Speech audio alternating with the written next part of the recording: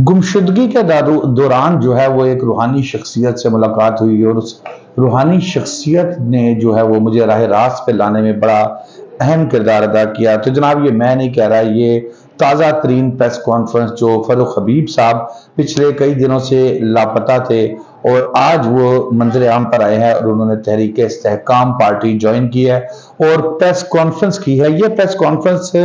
जो है वो पिछली प्रेस कॉन्फ्रेंस के निस्बत कुछ लगता है कि तैयारी के साथ थी, क्योंकि जाहिर है जो जो भी इससे पहले प्रेस कॉन्फ्रेंस या घरों में जाके इंटरव्यूज दिए अचानक बरामद होके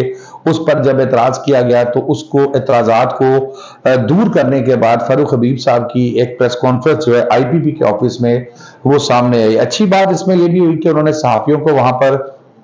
बदू कर रखा है आईपीपी के दफ्तर में और वहां पर उनको बात सवालात करने का मौका भी है, उम्मीद है कि किया जाएगा। तो फारूक हबीब साहब कहते हैं कि जी जब मैं गैर रूपोश था तो एक रूहानी शख्सियत से मेरी मुलाकात हुई और उसने मुझे राह रास्त पर लाने के लिए, यानी कि मुझे चुंगल से निकालने के लिए जो मैं पिछले कुछ अरसे से कर रहा था बड़ा अहम किरदार अदा किया। फारूक हबीब साहब कहते हैं कि बड़े खलूस से तहरीक इंसाफ तश्कील दी, बड़ी मेहनत की, स्टूडेंट लीडर के तौर पर स्टूडेंट्स के साथ जाके वर्किंग करना, दिन रात एक काम करना। फिर उन्होंने कहा कि इमरान खान साहब की जिम्मेदारी थी कि जब मुजाहरे हो रहे थे तो अपने लोगों को समझाते, एहतजाज की तोड़ फोड़ की सियासत की तरफ ना आते, लेकिन खान साहब का विजन एक ही था कि अगर मैं नहीं तो फिर कुछ भी नहीं। और फारूक हबीब साहब ये भी कह रहे हैं कि आज वो ये कह रहे हैं कि जो तहरीक अदम एतमाद आई थी वो आइन और कानून के मुताबिक आई थी, तो उसकी पासदारी भी करनी चाहिए थी और उसका मुकाबला भी किसी आईनी तरीके से करना चाहिए था। लेकिन खान साहब ने जो है वो तोड़ फोड़ और हंगामा राई की सियासत की तरफ जो है वो ज्यादा फोकस किया। फिर साथ ही उन्होंने कहा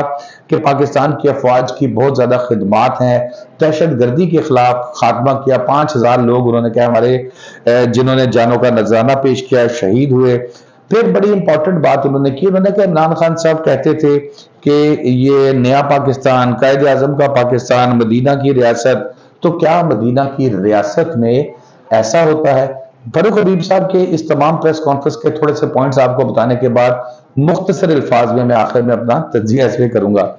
एहतजाज की सियासत से मुल्क तरक्की नहीं कर सकता। साइफर में नेशनल सिक्योरिटी काउंसिल ने जब मीटिंग हुई तो वो खुद खान साहब हेड कर रहे थे और उसमें बहुत सी चीजें वाजे कर दी गई, लेकिन इसके बावजूद ये मामला आया। फिर वो ये कहते हैं कि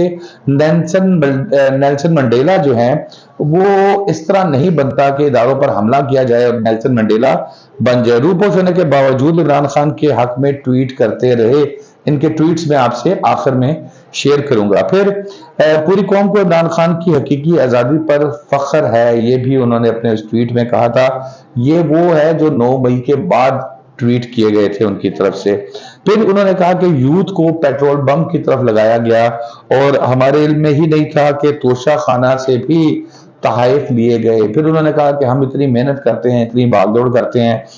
और at the end Usman Buzdar ने ही वजीर आला लगना है, जो कठपुतली हो, जो हाँ में हाँ मिलाने वाला हो, तो फिर हमें क्या फायदा। और वो इस्तेहकाम पार्टी जो है वो ज्वाइन कर रहे हैं। मुश्किल फैसला है फारूक हबीब साहब के लिए।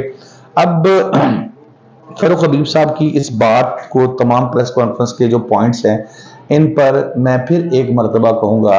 कि फारूक हबीब साहब जब ये तमाम साजिशें हो रही थी, जब आप ये ट्वीट्स कर रहे थे, अटक से डयाला शिफ्ट किया और अवाम सड़कों पे आ गए और किसी को रूट नहीं बताया गया लेकिन पूरे पिंडी इस्लामाबाद की सड़कें भर गई, ये ट्वीट इसका मतलब है कि उससे पहले आपकी उस बुजुर्ग रूहानी शख्सियत से मुलाकात नहीं हुई थी जब तक उनको डयाला जेल शिफ्ट नहीं किया गया। उस रूहानी शख्सियत से आपकी मुलाकात उसके बाद में हुई, क्योंकि जब आपने ट्वीट्स किए थे तो आप भरपूर सपोर्ट कर रहे थे।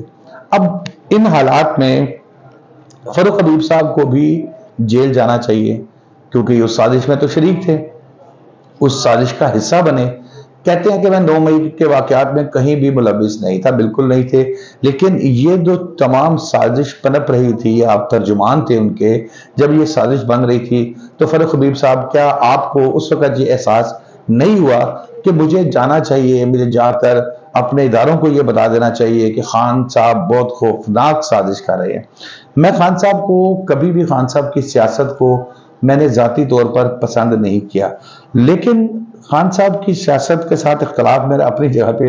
لیکن جب یہ فاروق حبیب صاحب جیسے لوگ یا پریس کانفرنسز آ کے کر رہے ہیں، میرے خیال میں ان کو اس وقت بھی سوچنا چاہیے، اور میرے خیال میں ہماری انتظامیہ کو بھی یہ بات سوچنا چاہیے کہ جرم کرنے والا بھی اور شریک جرم بھی دونوں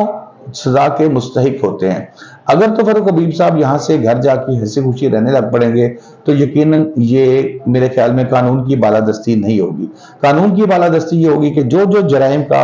اعتراف کیا ہے انہوں نے کہ ان کے علم میں تھا، پھر ان کے یہ جو ٹویٹس، یا تو وہ بتا دیں کہ ان کے ٹویٹس